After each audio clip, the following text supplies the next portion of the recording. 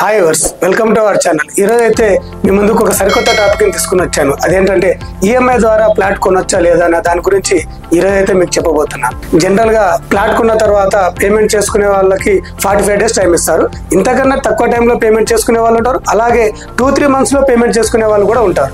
ఈ 2-3 నెలలు టైం అడిగి పేమెంట్ చేసుకునే వాళ్ళు కూడా ఉంటారు. ఈ టైంలో పేమెంట్ చేసుకునే వాళ్ళకి గజానికి కొంత ప్రైస్ పెంచి వాళ్ళకి లేట్ పేమెంట్ చేసుకునే అవకాశం కూడా ఇస్తారు.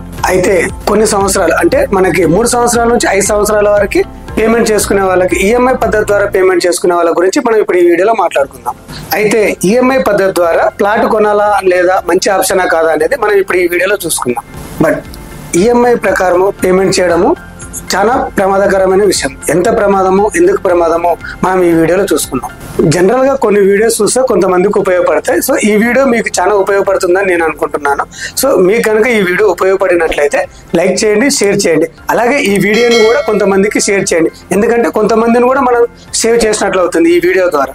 ఈఎంఐ పద్ధతి ద్వారా ఒక టీవీ కొనండి, కారు కొనండి, తప్పులేదు, కానీ ల్యాండ్ మాత్రం కొనకండి.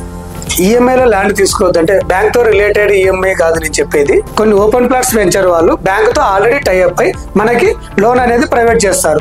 ఇందులో మనకి 9 to 12% వరకు రేట్ ఆఫ్ ఇంట్రెస్ట్ అనేది పడుతుంది. దీని గురించి కూడా నేను మీకు చెప్పేది. వెంచర్స్ వేసే కొన్ని కంపెనీలు పేమెంట్ చేసే పద్ధతిలో మంత్లీ ఇంత పేమెంట్ చేసుకుందాం, ఆ తర్వాత మనం రిజిస్ట్రేషన్ పెట్టుకుందాం అనే ఈ స్కీమ్ గురించి మనం ఇప్పుడు ఈ వీడియోలో మాట్లాడుకుందాం.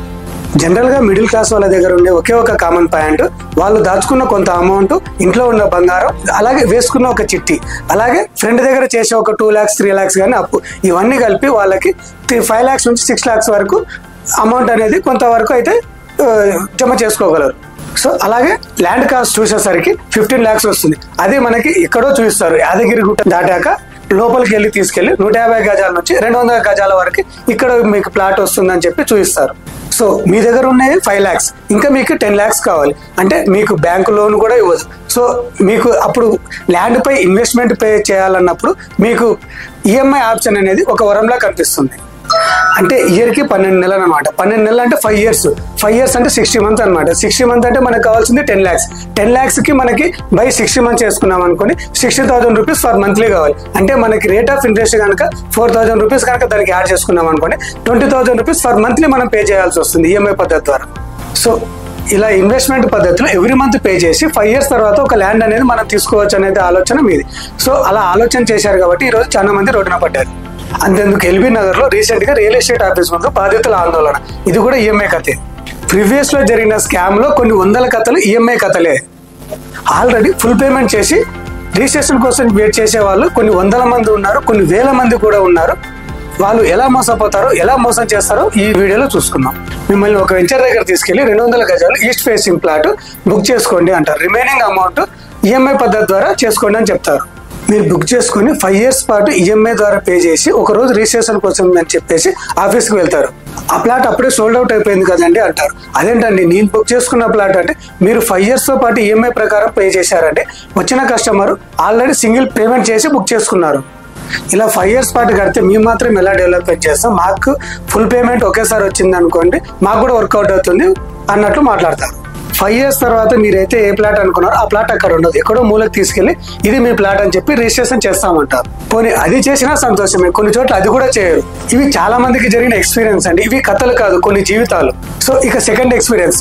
ఈ సెకండ్ ఎక్స్పీరియన్స్ లో మేము చేసిన పేమెంట్ 3 సంవత్సరాల తర్వాత ఈఎంఐ ప్రకారం అయిపోయిందని చెప్పి రిజిస్ట్రేషన్ చేసుకుందామని చెప్పి ఒక కంపెనీకి వస్తారు. వాళ్ళు ఇలా అంటారు, చెప్పండి ఎందుకు వచ్చారని. మేము చేసుకున్న ఈఎంఐ ప్రకారంగా 3 years కంప్లీట్ అయిపోయిందంటే ఆ ప్లాట్ మేము రిజిస్ట్రేషన్ చేసుకుందామని వస్తారు. ఈఎంఐ ప్రకారమా, మీరు ఎప్పుడు కట్టారండి అని అంటారు.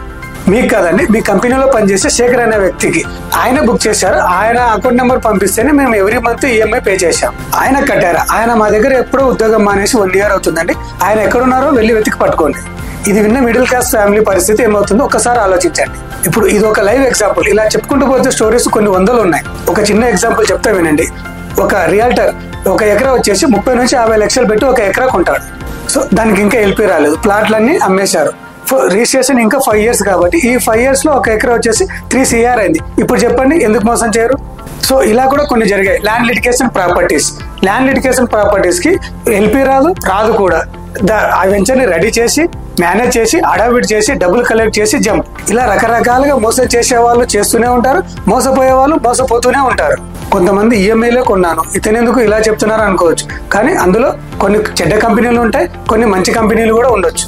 బట్ ఈఎంఐ పద్ధతి ద్వారా ప్లాట్ కొనడం ఎక్కువ శాతం మోసపోవడానికి ఛాన్స్ ఉంటుందని నేను చెప్తున్నాను. మరి ల్యాండ్ ఎలా కొనాలంటే డబ్బులు ఉన్నాయా, అన్ని వెరిఫికేషన్స్ కరెక్ట్ చేసుకున్నామా, ల్యాండ్ కొన్నామా, రిజిస్ట్రేషన్ చేసుకున్నామా అన్నట్టు ఉండాలి. సో నేను చెప్పేది ల్యాండ్ కొనేది ఒక కరెక్ట్ వేలో కొనండి అని మాత్రం మీకు చెప్తున్నా. ఇలాంటి స్కీముల్లో మాత్రం ఇన్వెస్ట్మెంట్ పే చేసి స్కాముల్లో ఇరుక్కొని ఒక ఎగ్జాంపుల్ గా మాత్రం మిగిలిపోకండి. సో నేను ల్యాండ్ ఇన్వెస్ట్మెంట్ చేసే వాళ్ళని నేను భయపెట్టట్లేదు, నెక్స్ట్ జనరేషన్ ని దృష్టిలో ఉంచుకొని ఇన్వెస్ట్మెంట్ చేయాలని మాత్రం నేను చెప్తున్నాను. బట్ కొనే ముందు అన్ని పరిశీలించి మాత్రం ఇన్వెస్ట్మెంట్ చేయండి. ఒక ల్యాండ్ కొనే ముందు నలుగురితో మాట్లాడండి, నలుగురిని ఎంక్వైరీ చేయండి. మేమున్నది కూడా మీకు ఎడ్యుకేట్ చేయడానికి, మాకు తెలిసింది మీకు చెప్తాను. సో ఈ వీడియో మీకు నచ్చినట్లయితే నలుగురికి షేర్ చేయండి. నలుగురిలో ఒక్కరు సేవ్ చేసినా మనం సేవ్ చేసినట్లు అవుతుంది. Thank you for watching.